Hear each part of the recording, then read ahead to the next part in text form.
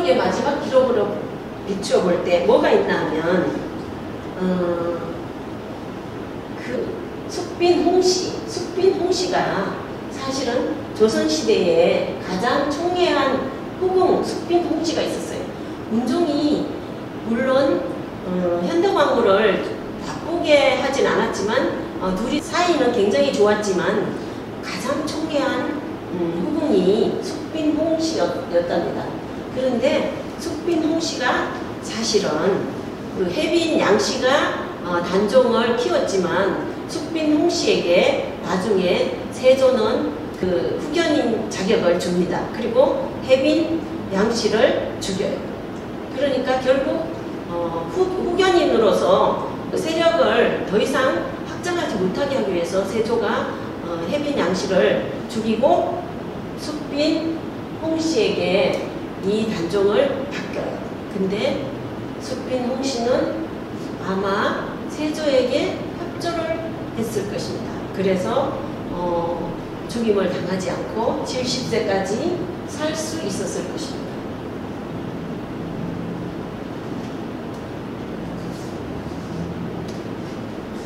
그리고 여기에서 짚고 넘어가야 될 게 하나 있습니다. 어떤 게 있나 하면 그 문종이 어디가 아파서 이렇게 세상을 떠나게 됐나 하면요, 덩어리에 종기가 났어요. 종기가 났는데 사실 종기가 그렇게 죽을 병은 아니었어요. 그런데 그때 당시에 전순이라는 그 어이가 있었는데, 전순이는 그렇게 훌륭한 집안에서 그 어이가 된 분이 아니었어요. 근데 조금 미천한 집안에서 그 어이가 됐었는데, 신분에서 어이가 됐는데, 처음에는 그 세종 때나 또 아니면 그때는 굉장히 치료를 잘해서 칭찬을 받았어요. 근데 이 문종 때는 어떻게 된 심판인지 문종의 의문사를 파헤쳐본 신하들이 이거는 도저히 어떤 음모가 있을 것이다 하고 그 문종이 죽고 나서 의 기록을 보게 됩니다. 그래서 어떻게 됐는지 보면 사헌지평 이 의문이 아래기를 신등이 어제 듣건대 노중래와 전순이의 고신을 돌려주었다고 하는데, 위 사람들은 의가에서 출신하였으니 무릇 그 의술이 근신해야 마땅할 것인데도 지난번에 임금의 옥체에 종기가 발생하였을 때 의설을 상세히 참고하지 않아서 드디어 임금의 옥체로 하여금 거의 위태할 뻔 하였으니 신등이 이를 생각하니 몹시 놀라움을 견딜 수 없습니다.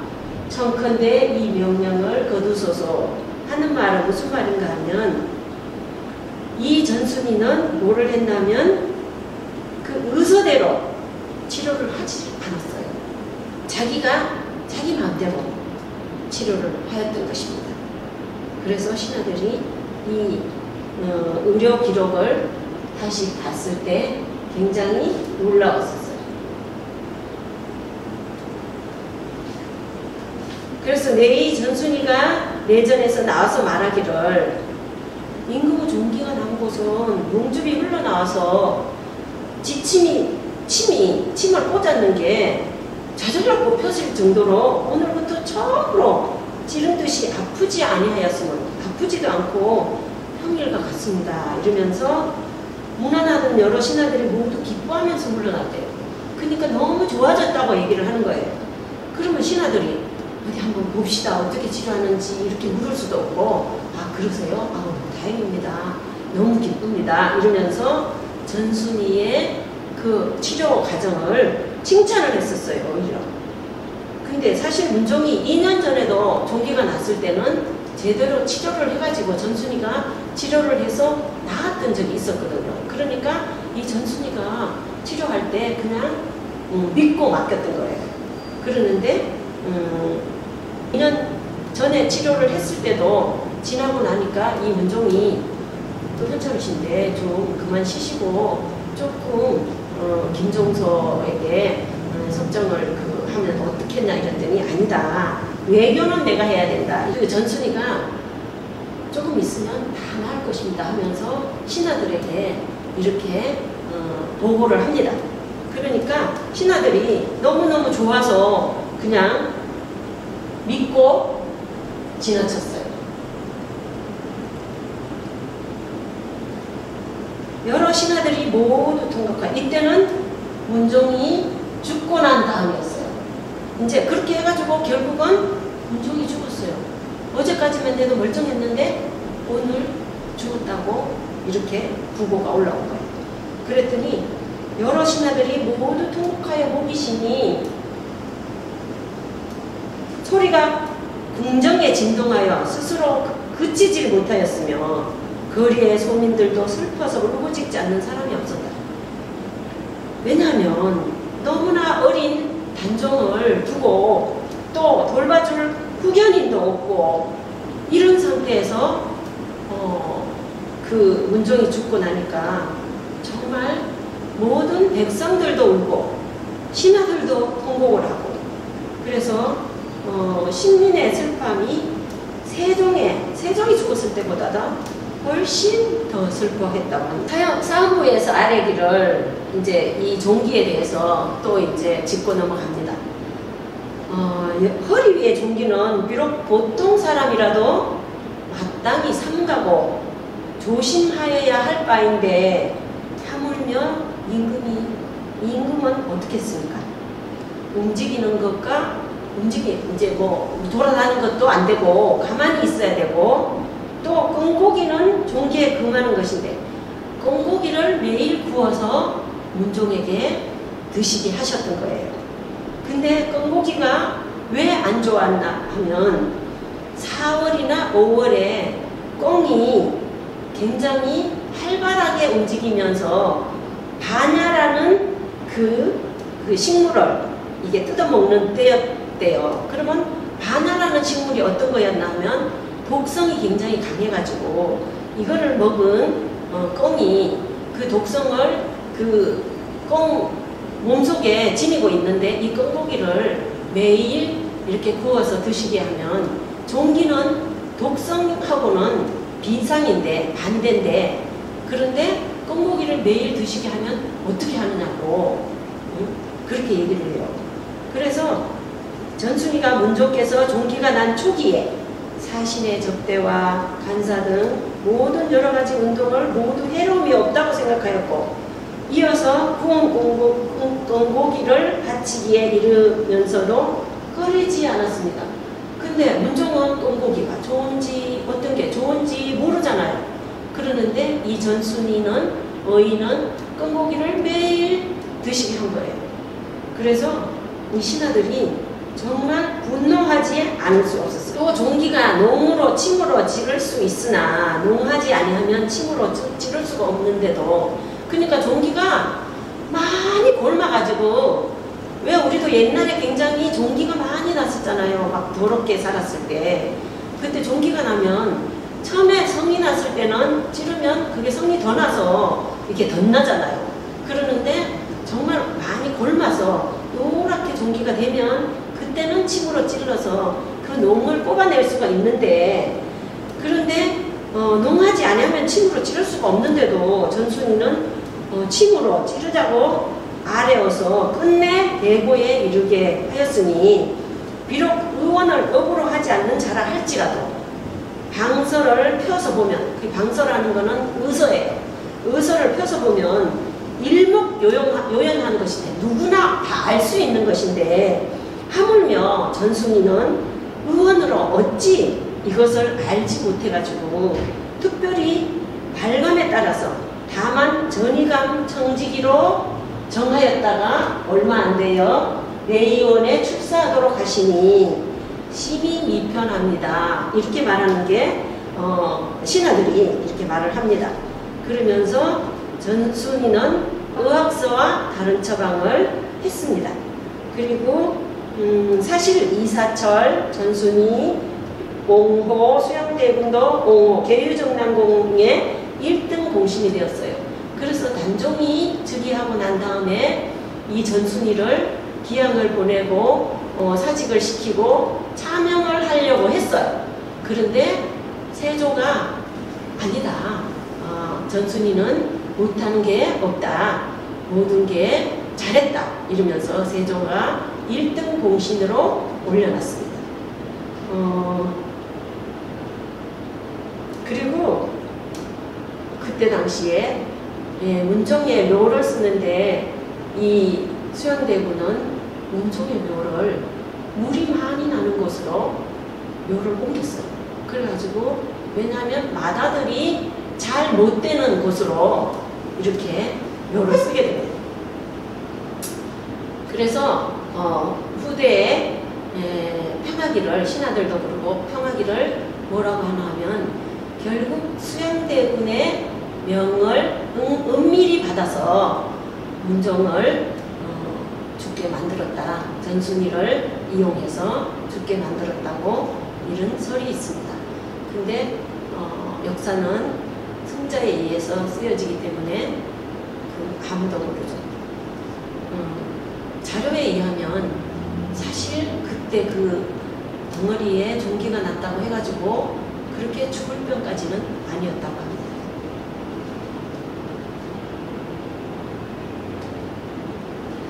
그 반하에 대해서 잠시 언급을 하고 지나가겠습니다. 이 약은 요렇게 생겼대요. 이렇게 반하가 뭔지 근데 반하를 사실 나물이라고 뜯어먹으면 안 될 것 같아요.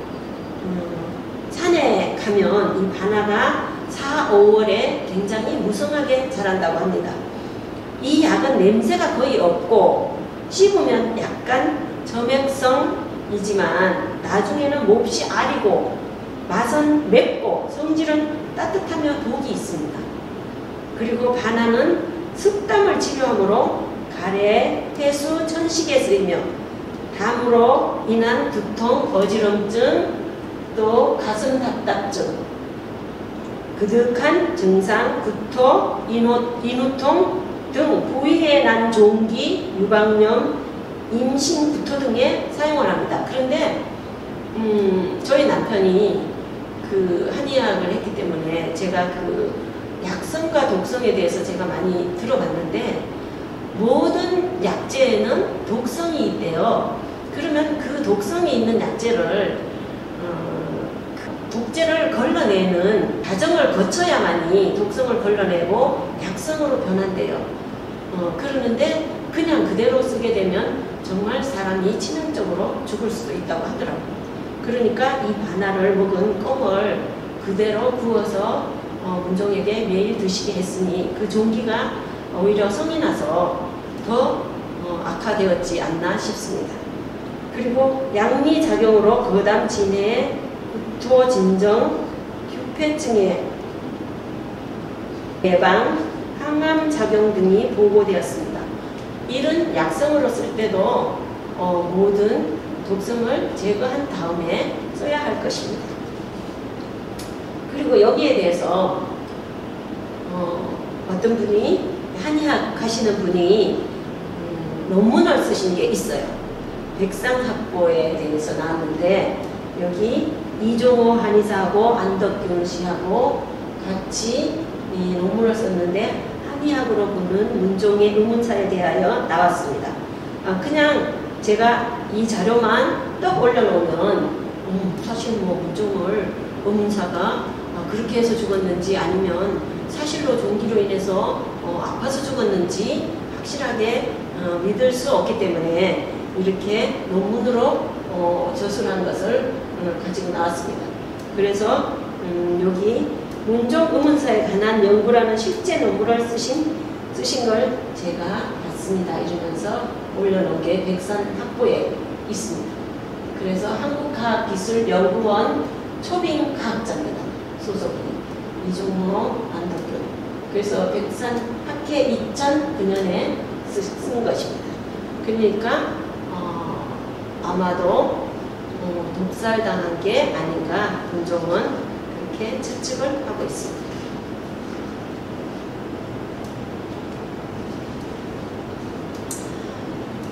1636년 병자호란이 끝난 뒤의 일이었습니다. 병자호란은 인조 때 일어난 일이죠. 그때 청나라에서 정말 병자호란이 일어나서 인조가 3대 고구도를 한 그런 일이 있고 난 일이었어요. 근데 사실 임진왜란 때 우리나라 문화재가 거의 다 소사되었어요. 불타 없어졌기 때문에 모든 조선의 그 역사라든가 고려의 역사가 많이 소실되고 남아있는 게 그렇게 많지 않았어요.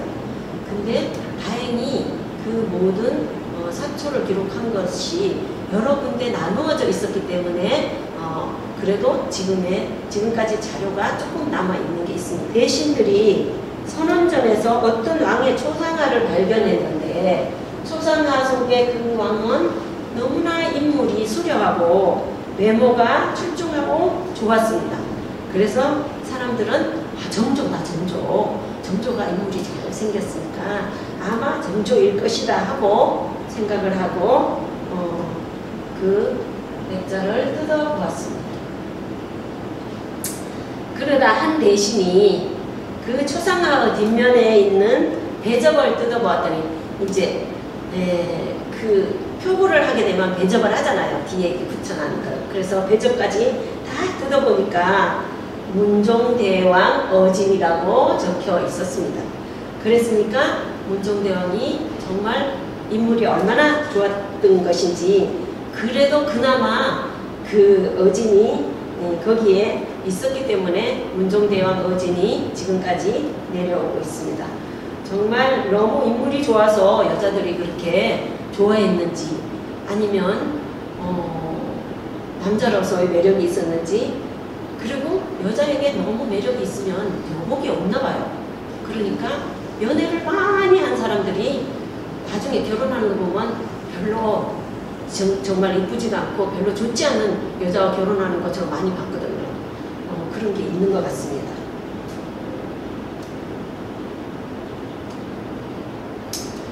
마지막으로 이렇듯 문종은 인물이 출중할 뿐 아니라 무무에도 뛰어나고 재능도 있고 그런 왕이었어요.